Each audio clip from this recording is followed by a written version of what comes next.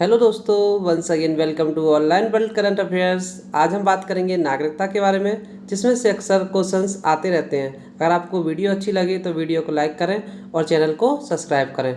आप वीडियो में लास्ट तक बने रहिएगा। चलिए बढ़ते हैं आगे। भारतीय संविधान के भाग सेकंड में नागरिकता के बारे में बताया गया है, जिसमें अनुच्छेद 5 से लेकर 11 तक हैं।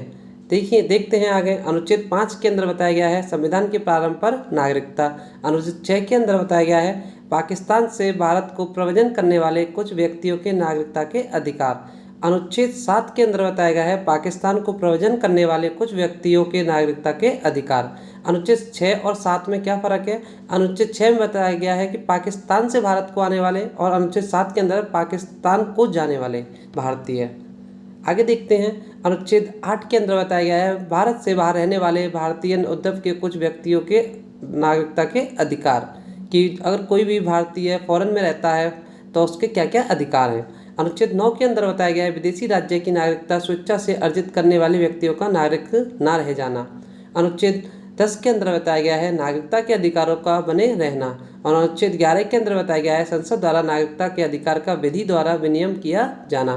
तो ये थे अनुच्छेद 5 से लेकर 11 तक नागरिकता के बारे में कुछ महत्वपूर्ण बातें। तो चलिए बढ़ते हैं आगे, देखते हैं, कुछ क्वेश्चंस लगाते हैं। अगर आपको क्वेश्चंस अच्छे लगें तो वीडियो को प्लीज़ लाइक ज़रूर करें। तो पहला प्रश्न है, भारतीय संविधान के किन अनुच्छेदों में नागरिकता संबंधी प्रावधान किए गए हैं? तो मैंने अभी बताया था, अनुच्छेद 1 से लेकर 4 तक, अनुच्छेद 5 से लेकर 11 तक, अनुच्छेद 12 से 35, अनुच्छेद 36 से 51। तो इसका सही आंसर है, अगर आपको आंसर पता हो तो आप कमेंट बॉक्स में दें। तो इसका सही आंसर है 5 से लेकर 11 तक। चलिए बढ़ते हैं। क्वेश्चन नंबर 2, भारतीय संविधान निम्नलिखित में से कौन सी नागरिकता प्रदान करती है? एकल नागरिकता, दोहरी नागरिकता, उपयुक्त दोनों, उपयुक्त में से कोई नहीं। तो इसका सही आंसर है एकल नागरिकता। आगे बढ़ते हैं। किस अनुच्छेद के तहत संसद को नागरिकता के संबंध में कानून बनाने का अधिकार प्रदान किया गया है? तो इसका सही आंसर है अनुच्छेद 11। अनुच्छेद 11 के अंदर संसद को नागरिकता के संबंध में कानून बनाने का अधिकार है। प्रश्न नंबर 4 है, भारतीय नागरिकता नहीं प्राप्त की जा सकती है? जन्म द्वारा, देशीयकरण द्वारा, किसी भूभाग से सम्मिलित द्वारा, भारतीय बैंक में धन जमा करके। तो इसका सही आंसर है भारतीय बैंक में धन जमा करके।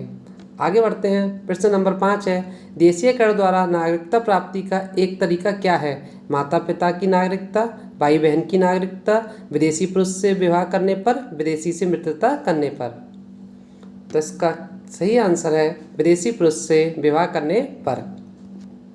आगे बढ़ते हैं। प्रश्न नंबर 6 है, नागरिक बनने की निम्नलिखित शर्तों में से एक आवश्यक शर्त क्या है?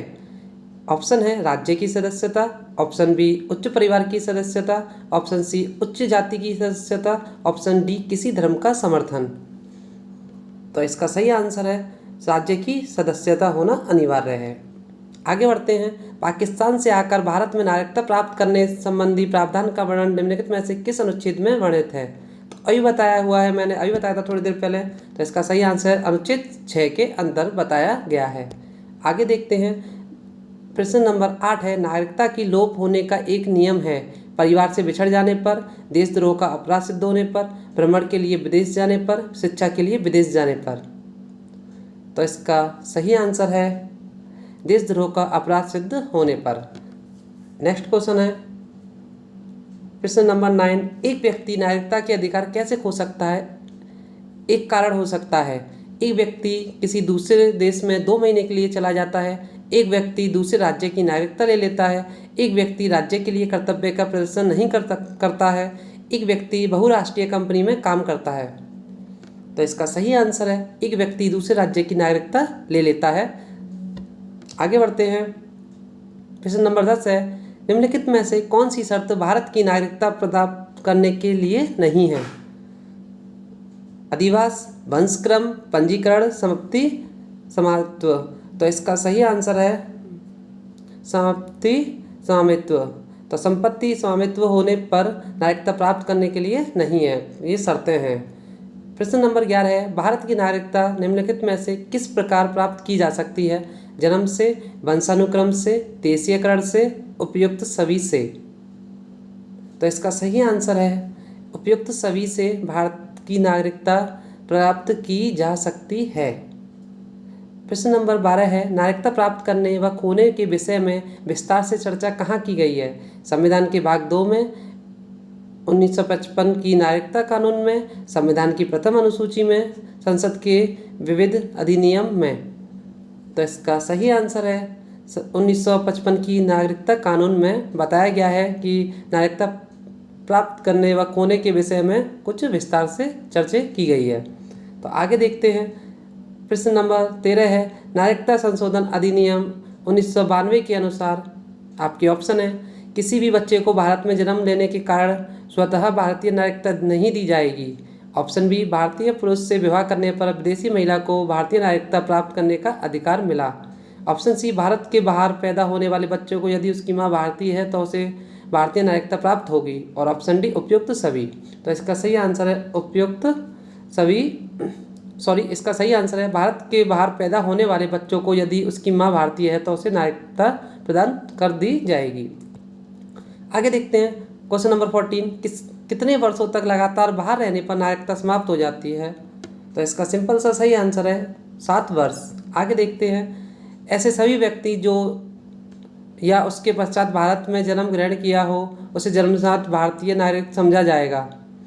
ऑप्शन ए, 15 अगस्त 1947, 1 जनवरी 1949, 26 जनवरी 1950, 15 अगस्त 1950। तो इसका सही आंसर है 26 जनवरी 1950। प्रश्न नंबर 16, निम्नलिखित में से किस स्थिति में किसी भारतीय व्यक्ति की भारतीय नागरिकता समाप्त हो सकती है? त्यागने पर, पर्यावसन पर, वंचित किए जाने पर, उपयुक्त सभी। तो इसका सही आंसर है उपयुक्त सभी। आगे देखते हैं। भारतीय संविधान में नागरिकता के प्रावधान कब लागू हुए?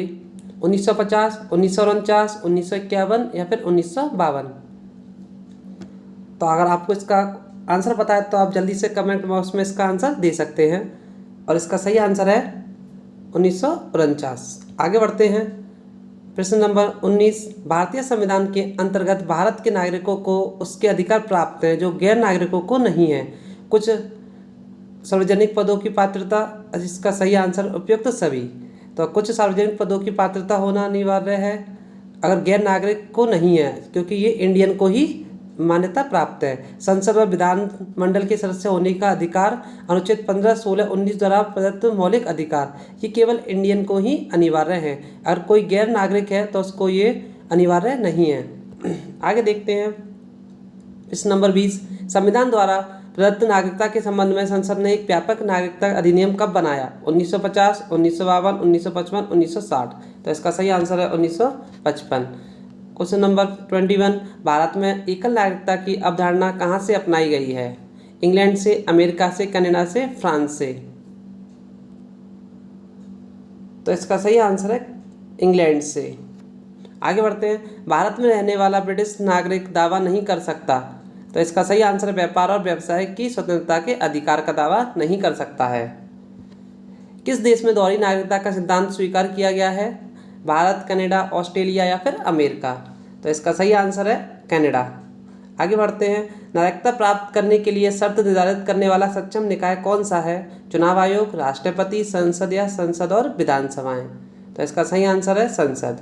नेक्स्ट, तो ये थे आपके महत्वपूर्ण 24 क्वेश्चन। अगर आपको वीडियो अच्छी लगी तो वीडियो को अवश्य ही लाइक करें और चैनल को सब्सक्राइब करना ना भूलें।